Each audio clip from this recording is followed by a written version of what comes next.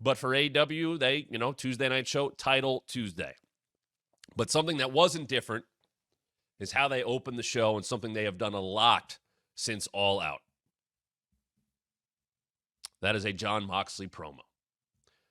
Now, there it is. That's the imagery we are used to now seeing to open up the show. These promos have made me pay attention. These promos open the show in a different way. We went through, 6-8 weeks of MJF's music opening the show? This is, and we've seen Moxley open the show before this gimmick, with Wild Thing and all that.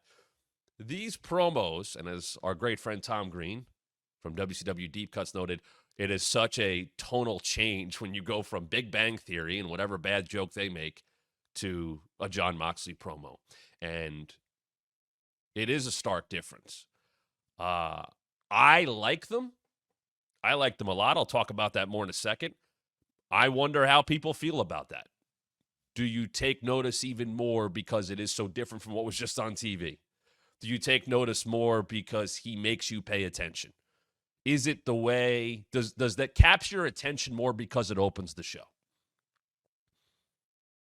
And I'm sure everybody watches differently, and there is a thought of what's going to be eye-catching as people are looking around. I think people know, hey, Dynamite's on, I'm going to go watch it now.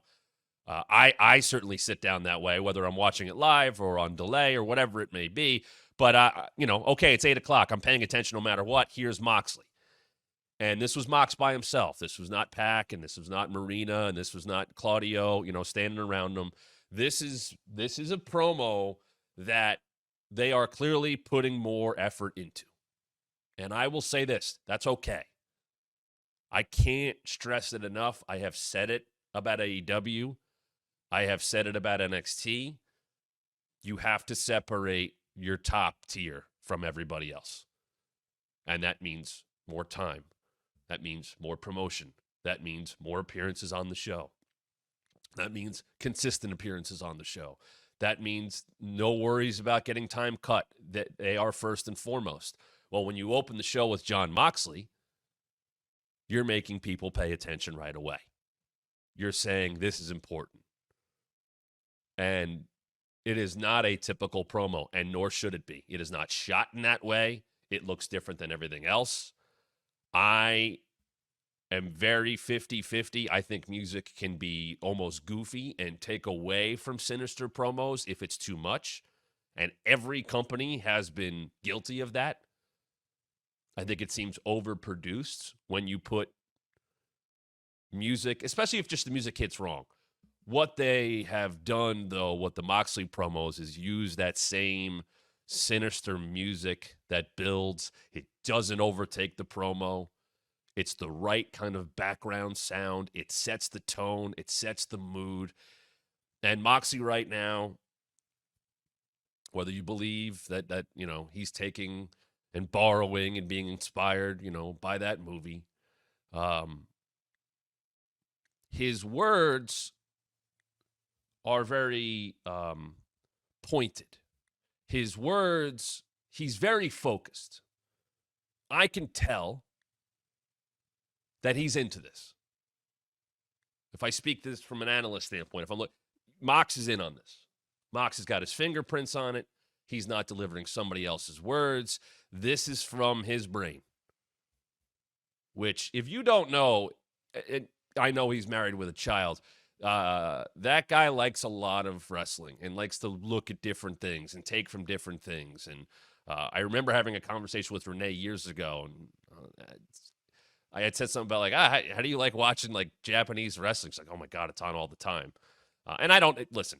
They've had a child since then and all that stuff. That was just a funny conversation. I love the idea of Renee being made to watch all old Japan or something. That's a fun thing to me. And she's the best. And she's like, oh my God, yeah, he watches all the time. And that was 5 years ago. This is when we were both in WWE. But this is how Moxley's brain works. And I can tell he has something to sink his teeth into. And there is a almost hyper fixation on his motive, and at the same time, I don't know what he's even saying. if that even makes sense. He comes across as militant. He comes across as someone who is going to carry out the plan no matter what. And I have tried to figure out, and I think they've done a great job blurring the lines. And I think he's done a great job of blurring the lines. Is Jon Moxley carrying out someone else's orders? Is Jon Moxley answering to someone above him? And I don't mean like a god or a higher power. Is someone else delivering this to him, and he is the soldier carrying it out? And he has his crew with him that he was trusted to put together. And I know that people have made a connection. Is it Shane McMahon? Maybe that will be the case. Or is Jon Moxley doing this because he's the only one who can? He's the one who's been here for 5 years. He's the one who's surveyed the landscape, who's been to the top, who's been knocked out by injuries, who's had friends, who's had enemies, who's had friends that became enemies and vice versa, who has seen everything and realizes, based on the words he's saying, that if he wants to create his vision of what pro wrestling and the landscape of AEW should be, then he has to be the one to carry it out. Now, the words of Moxley, where I get the real heel tone of it, as I talk about often, is heels have to have shades of gray in their truth. Jon Moxley can say he didn't want to do this to Bryan Danielson. He could say it hurt him to have to carry all this out, but it's what has to be done. That's manipulation. And that's what I think part of this character is. It's manipulation. Just like they tried to manipulate Wheeler Yuta. Clearly that didn't work out, and it got taken out on Yuta last night. Did he manipulate Claudio and Pac into realizing, hey, what we are doing is not enough. What we have done, Claudio, in the Blackpool Combat Club, the mission has failed. It's been dead. And Pac, you know it. I respect you. You've had your own partners. How has that really worked out? But we all are on the same wavelength. We all have the same philosophy about pro wrestling. We all have the same philosophy about all of this. And there's manipulation in that. They haven't had to explain all that. That's kind of assumed.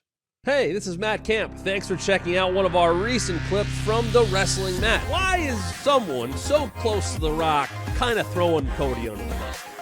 Yeah, a lot of people won't engage with Jim Cornette. I did, just because I have a mark for Jim Cornette.